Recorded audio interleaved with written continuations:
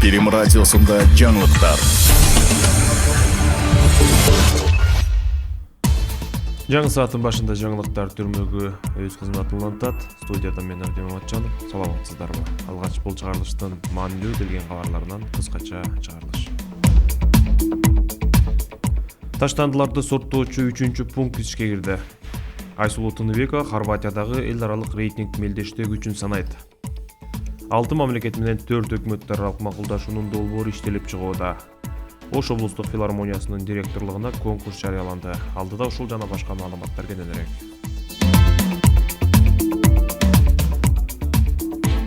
Тышкы иштер министрлиги туруктуу жана системалуу негизде Кыргыз Республикасынын жарандарынын чет мамлекеттерге визасыз каттамдарын кеңейтүү боюнча иштерин жүргүзүүдө. Муну менен катар Кыргыз Республикасынын жарандары үчүн визалык талаптар жокко чыгарылды. Алар Мальдивге жалпы паспорт менен кирип, келишим күчүндө киргенден кийин бул өлкөдө 30 күнгө чейин жүрө алышат. Мындан сырткары учурда тиешелүү эл аралык келишимдердин күчүнө кириш үчүн мамлекеттик ички жолжоболор жүргүзүлүүдө. Греция жана Таиланд менен 2 өкмөттөр аралык келишим кол коюуга даяр. 6 мамлекет менен 4 өкмөттөр аралык макулдашуунун долбоору активдүү иштелип чыгууда. Бишкек шаарында таштандыларды сорттоочу 3-пункт ишке кирди. Алтынгуч кичи районунда орун алган эки аянтча бардык санитардык нормаларды эске алуу менен курулган. Буга чейин Ордо калаанын Панфилов жана Керимбеков көчөлөрүндө таштанды сорттоочу жайлар ачылган. Долбоордун максаты шаардыктарга таштандыларды өзүнчө чогултуу маданиятын калыптандыруу жана калаадагы экологиялык абалды жакшыртуу болуп саналат. Жалал-Абад шаарында гепатитке каршы акысыз эмдөө жүрүп жатат.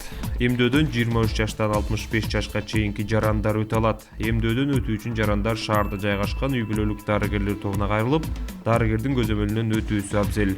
Эмдөө акысыз негизде жүргүзүлөт. Белгилей кетсек, бүгүнкү күндө Жалал-Абад шаарында 1000ге жакын жаран Б гепатитине каршы эмдөөдөн өттү.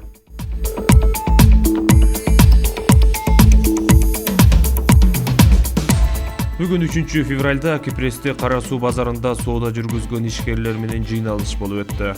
Жыйында Бишкекте контрабандалык жол менен кармалган соодагерлердин акчасын кайтарып берүүнү суранышты. Алардын айтымында акчалар чет өлкөдөн товарларды алып келүү үчүн чогултулган. Сырттан товар алып келүүгө чыга турган акчаларды Бишкектин аэропортунан Ички иштер министрлиги мыйзамсыз акчаларды алып өтүү негизинде кармап, кароого алышкан. Бирок соодагерлердин декларациялык келишимдери болгонун эскерте кетсек, буга чейин 27 январда Кара суу районунун Нариман айыл өкмөтүндө 2 кишини белгисиз жарандар ок чыгарып тоноого аракет кылышкан. 28 январ бизнесмендер үчүн бир кандай жагымсыз көрүнүш болду да. 27 күнү кечке маал ошо топтолгон акчага куралдуу кол салуулар болгон да. Кол салуулар болуп акчаны алганга аракет кылышкан.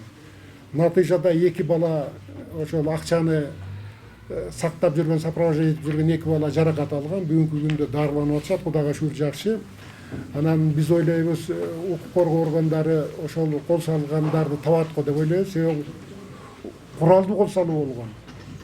Анан кийин эң өкүнүчтүүсү, бул жактан аман эсен баргандан кийин Бишкектен ал жактага жолугуп чет мамлекетке учуп кетерде толук акчаларды деген мамлекеттик органдар бул контрабандный акча деп туруп камакка алып, ошол сопровождать этип бараткан кишилерди камакка алып иш козгоп койгон.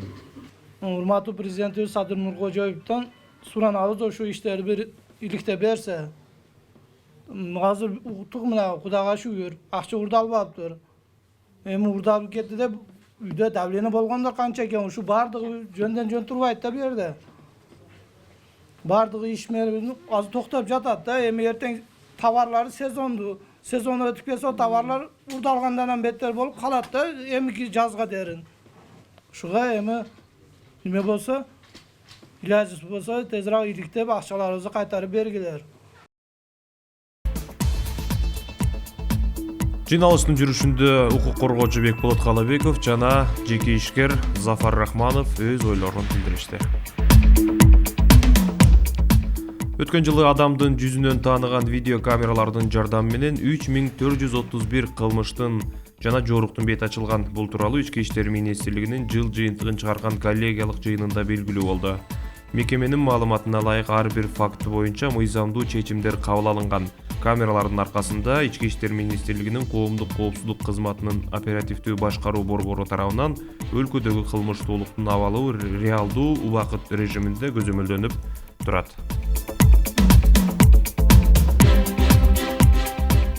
Борбор калаада бир нече кафе ашыкча коромчулук менен коштолуучу үй бүлөлүк салтанаттарды жана Куран окутууларды өткөрүүдөн баш тартты.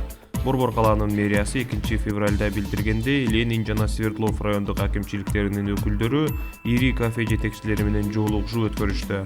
Натыйжада Свердлов районунун аймагындагы Жибек жолу, Фаризат, Мансур, Гранат, Ават кафелери менен келишим түзүлдү. Ал келишимде кафелер мындай иш-чараларды тейлөөгө убада беришти.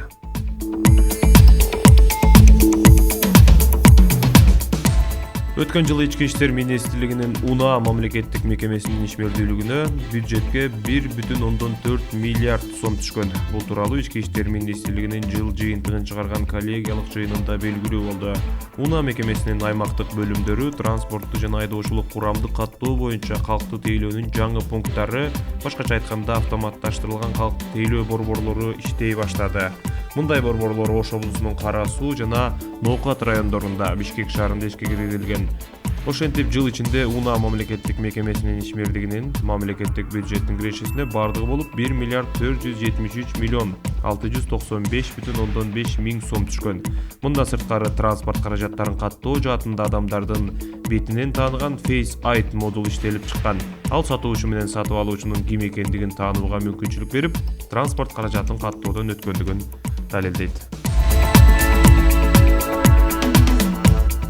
Маданият, маалымат, спорт жана жаштар саясаты министрлиги Рыспай Абдыкадыров атындагы Ош облустук филармониясынын директорлук орунуна документтерди кабыл алууну жарыялайт. Министрликтин маалыматына ылайык, филармониянын директорунун кызмат ордуна төмөнкүдөй квалификациялык талаптар коюлган. Маданият жана искусство багыты боюнча жогорку кесиптик билими, жетекчилик кызматтарда иш стажы 2 жылдан кем эмес же гуманитардык, педагогикалык, экономика жана башкаруу багыттары боюнча жогорку кесиптик билими, маданият жана искусство чөйрөсүндө иш тажрыйбасы 3 жылдан кем эмес болуусу шарт.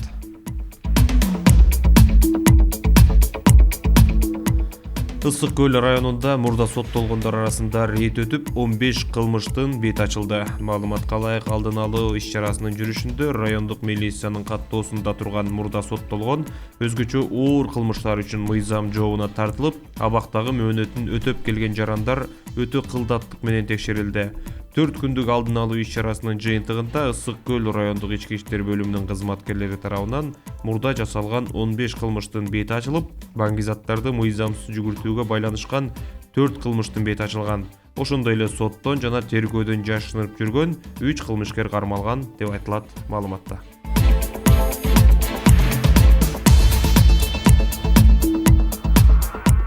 Бүгүн 3 февралда Айсулуу Тыныбекова Хорватиядагы Загреб Open эл аралык рейтингдик мелдеште күчүн сынай баштайт. Бул тууралуу Бириккен күрөш дүйнөсүнүн сайтына айтылат. Мелдеш 1-5 февралда Загреб шаарында өтүүдө. Айсулуу Тыныбекова кыз келиндер күрөшү боюнча 62 кг салмакта мелдештин тандоо турунан баштап катышат. Тыныбекованын алгачкы атаандашы кытайлык Сёзун Луо болот. Беттеш бүгүн Бишкек убактысы менен саат 15:00 башталат. Тыныбекова дүйнөнүн 2 жолку, Азиянын 4 жолку чемпиону жана Олимпиада оюндарынын күмүш байгесинин ээси.